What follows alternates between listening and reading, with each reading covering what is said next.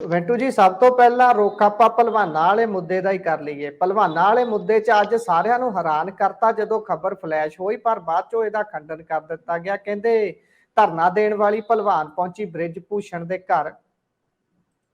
हाँ जी, मुड़ के इन्होंने साफ किया कि दरअसल की है कि पुलिस उक्त भलवान नूं लैके गई सीगी नाल के सीन रीक्रिएट किया जाए।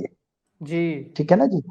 सीन जी रीक्रिएट किया जाता जिस तरीके दे नाल, तो खैर ये मामला खासा तुहानूं पता है भखिया है। जदों भी इहदे विच कोई अपडेशन आउंदी है तो फिर बहुत निगाह दे नाल बहुत बरीक बीनी दे नाल देखिया जाता कि की हो रहा है।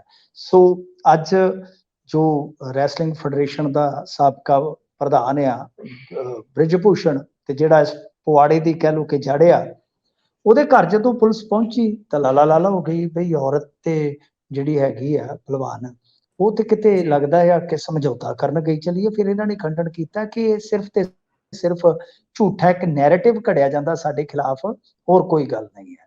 ਉਧਰ ਇਸ ਮਾਮਲੇ 'ਚ ਇੱਕ ਹੋਰ ਵੱਡੀ ਕਹਿ ਲਓ ਬ੍ਰਿਜ ਭੂਸ਼ਣ ਵਾਸਤੇ ਝਟਕੇਬਾਜ਼ੀ ਸੀ ਕਿ ਇੰਟਰਨੈਸ਼ਨਲ ਰੈਫਰੀ ਨੇ ਦੱਸਿਆ ਕਿ ਬ੍ਰਿਜ ਭੂਸ਼ਣ ਨੇ ਸ਼ਰਾਬ ਪੀ ਕੇ ਗਲਤ ਵਿਹਾਰ ਕੀਤਾ ਸੀਗਾ ਬੱਚੀਆਂ ਦੇ ਨਾਲ। 2013 ਦੀ ਸ਼ਾਇਦ ਘਟਨਾ ਦਾ ਜ਼ਿਕਰ ਕੀਤਾ। ਗੋਲਡ ਮੈਡਲਿਸਟ ਇੱਕ ਜਿਹੜੇ ਹੈਗੇ ਨੇ ਕਾਮਨਵੈਲਥ ਦੇ, ਉਹਨਾਂ ਨੇ ਵੀ ਦਾਅਵਾ ਕੀਤਾ ਕਿ ਭਾਈ ਐਸਾ ਹੋਇਆ ਹੈ ਕਦੀ ਵਾਰੀ। ਤਾਂ ਗੱਲ ਇਹ ਆ जी ਕਿ ਬ੍ਰਿਜ ਭੂਸ਼ਣ ਦੀਆਂ ਸਮੱਸਿਆਵਾਂ ਮੁਸਲਸਲ ਵੱਧ ਰਹੀਆਂ ਨੇ। ਹਾਲਾਂਕਿ ਬਹੁਤ ਵੱਡੀ ਰਾਹਤ ਮਿਲੀ ਸੀ ਇਸ ਨੂੰ ਜਦੋਂ ਇੱਕ ਨਾਬਾਲਗ ਭਲਵਾਨ ਜਿਹੜੀ ਹੈ ਉਹ ਆਪਣੇ ਪਹਿਲੇ ਬਿਆਨ ਤੋਂ ਪਲਟ ਗਈ ਸੀਗੀ। ਉਸਕੋ ਫਿਰ ਤੁਹਾਨੂੰ ਪਤਾ ਹੈ ਕਿ ਹਟ ਹੀ ਜਾਣਾ ਸੀਗਾ, ਸੁਭਾਵਿਕ ਹੈ, ਤੇ ਉਹ ਬਹੁਤ ਵੱਡੀ ਰਾਹਤ ਸੀਗੀ। ਪਰ ਬਾਅਦ ਦੇ ਵਿੱਚ ਆ ਜਿਹੜੀਆਂ ਦੋ ਤਿੰਨ ਚੀਜ਼ਾਂ ਵਾਪਰੀਆਂ ਨੇ, ਇਹਨਾਂ ਨੇ ਕਿਤੇ ਨਾ ਕਿਤੇ ਮੈਨੂੰ ਲੱਗਦਾ ਹੈ ਕਿ ਜੋ ਮੀਟਿੰਗ ਹੋਈ ਹੈ ਨਾ ਅਮਿਤ ਸ਼ਾਹ ਤੇ ਭਲਵਾਨਾਂ ਦੀ, ਉਸ ਤੋਂ ਬਾਅਦ ਖੇਡ ਮੰਤਰੀ ਦੇ ਨਾਲ 5-6 ਘੰਟੇ ਬੈਠੇ ਨੇ ਤੇ ਕੁਝ ਸਹਿਮਤੀਆਂ ਜਿਹੜੀਆਂ ਹੋਈਆਂ ਨੇ ਤੇ 15 ਤਰੀਕ ਤੱਕ ਇਸ ਅੰਦੋਲਨ ਨੂੰ ਮੁਲਤਵੀ ਕੀਤਾ ਗਿਆ।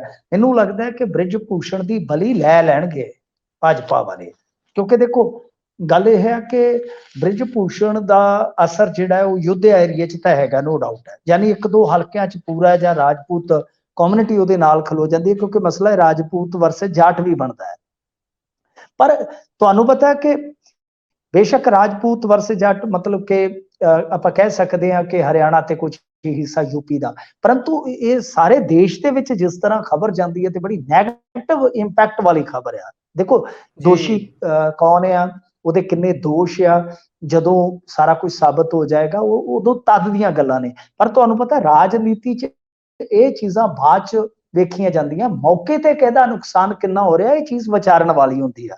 ਸੋ ਲੱਗਦਾ ਇਹ ਆ ਕਿ ਬ੍ਰਿਜ ਭੂਸ਼ਣ ਵਾਸਤੇ ਸਮੱਸਿਆਵਾਂ, ਕਿਉਂਕਿ ਦੇਖੋ ਪੋਸਕੋ ਹਟ ਗਿਆ ਦਾ ਮਤਲਬ ਇਹ ਨਹੀਂ ਹੈ, ਉਹਦੇ 'ਚ ਕੀ ਹੁੰਦਾ ਕਿ ਪੋਸਕੋ 'ਚ ਜ਼ਮਾਨਤ ਤੁਹਾਡੀ ਨਹੀਂ ਹੁੰਦੀ, ਪਹਿਲਾਂ ਗ੍ਰਿਫਤਾਰੀ ਹੋਏਗੀ ਫਿਰ ਜ਼ਮਾਨਤ ਹੋਏਗੀ।